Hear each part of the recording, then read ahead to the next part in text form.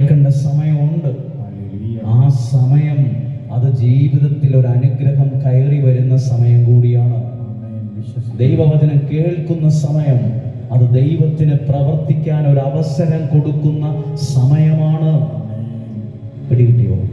നമ്മൾ വചനം കേൾക്കുന്ന, പ്രാർത്ഥിക്കുന്ന സമയം ദൈവത്തിന് നമ്മുടെ ജീവിതത്തിൽ പ്രവർത്തിക്കാൻ ഒരവസരം കൊടുക്കുന്ന സമയമാണ്. വിശ്വസിക്കുന്നെങ്കിൽ ഒരു കരമുയർത്തി സന്തോഷത്തോടെ ഒന്ന് പറഞ്ഞേ ഹല്ലേലൂയ. ഉയർത്തി പറഞ്ഞേ ഹല്ലേലൂയ, ഹല്ലേലൂയ. നിങ്ങൾ താഴ്ത്താം. നിങ്ങളെല്ലാവരും ഇവിടെ ഇരിക്കുന്ന ഓരോ മനുഷ്യരും നന്നായിട്ട് പ്രാർത്ഥിക്കുന്നു. ആരും മടികൂടാതെ കരങ്ങൾ ഉയർത്തി ആരാധിക്കുന്നു. ഇത് തന്നെ ഒരു നല്ല ലക്ഷണമാണ്. ഇത് തന്നെ ഒരു അനുഗ്രഹമായി. 2026 ഇത്രയും ആളുകൾ ഈ ദേശത്ത് പ്രാർത്ഥിക്കുന്നവരുണ്ട്, ദൈവത്തെ മടികൂടാതെ ആരാധിക്കുന്നവരുണ്ട് എന്നുള്ളത് തന്നെ ഒരു അനുഗ്രഹത്തിന്റെ അടയാളമാണ്.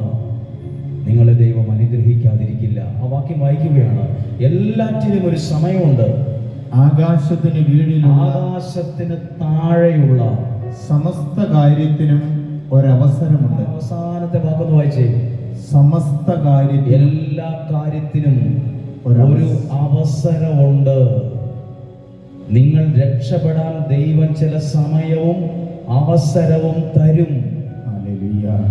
കയറി പോകാൻ, രക്ഷപ്പെട്ടു വരാൻ ഒരവസരം തരും. ഇതൊരു അവസരമാണ്. പ്രാർത്ഥിക്കാൻ, വചനം കേൾക്കാൻ ദൈവം തന്ന അവസരമാണ്. അവസരമുണ്ട്. അടുത്തൊരു വാക്യം, രണ്ടാമത്തെ വാക്യം. ജനിക്കാൻ ഒരു കാലം. എല്ലാത്തിനും ഒരു സമയം എഴുതിയിരിക്കുകയാണ്.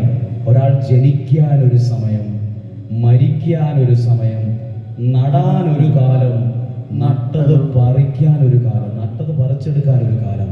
ഒരു വാക്യം അതിനകത്ത് എഴുതിയിട്ടുണ്ട്.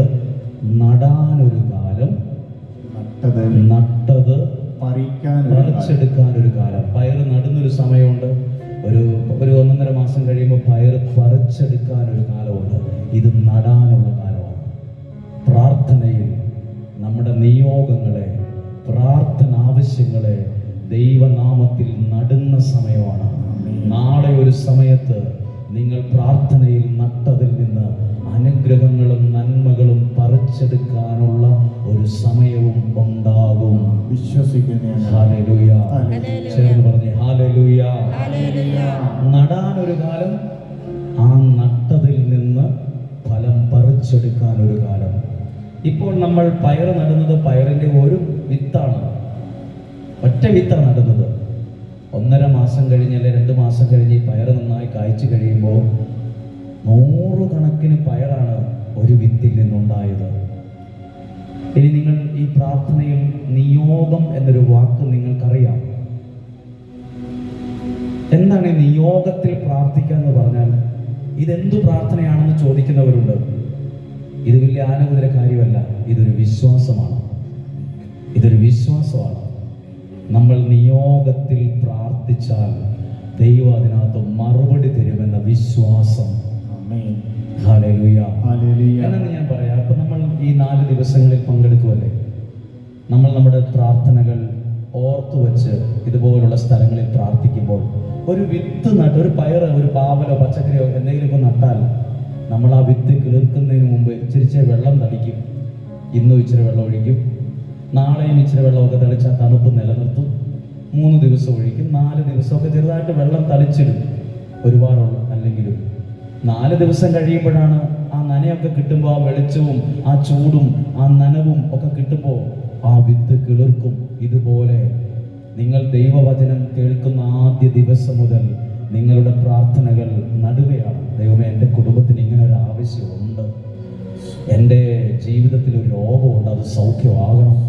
എൻ്റെ പിള്ളേർ എവിടെ എത്തിയിട്ടില്ല, വിവാഹപ്രായമായി വിവാഹം നടന്നിട്ടില്ല, അല്ലെങ്കിൽ നന്നായിട്ട് പഠിച്ചു ജോലി കിട്ടിയിട്ടില്ല, ഇന്ന രാജ്യത്താണ്, അവിടെ PR ഒന്നും ശരിയായിട്ടില്ല, തിരിച്ചു വരേണ്ടി വരുമോ? ഇതെല്ലാം നിയോഗമാണ്. ഒരു പയറ് നടുന്നത് പോലെ എൻ്റെ ആവശ്യങ്ങളെ നല്ല തമ്പുരാന്റെ സന്നിധിയിൽ നട്ടുവെക്കുകയാണ്. അത് കിടക്കും. അതിൽ വെള്ളം ഒഴിക്കുന്നത് പോലെ നമ്മുടെ പ്രാർത്ഥനയും നമ്മുടെ ആരാധനയും പാട്ടും ശുശ്രൂഷകളും ഇതിന്മേൽ തളിക്കപ്പെടുമ്പോൾ, ഒരു വിത്ത് നട്ടിട്ട് വെള്ളം തളിക്കുന്ന പോലെ തളിക്കപ്പെടുമ്പോൾ അത് പാഴായി പോകത്തില്ല.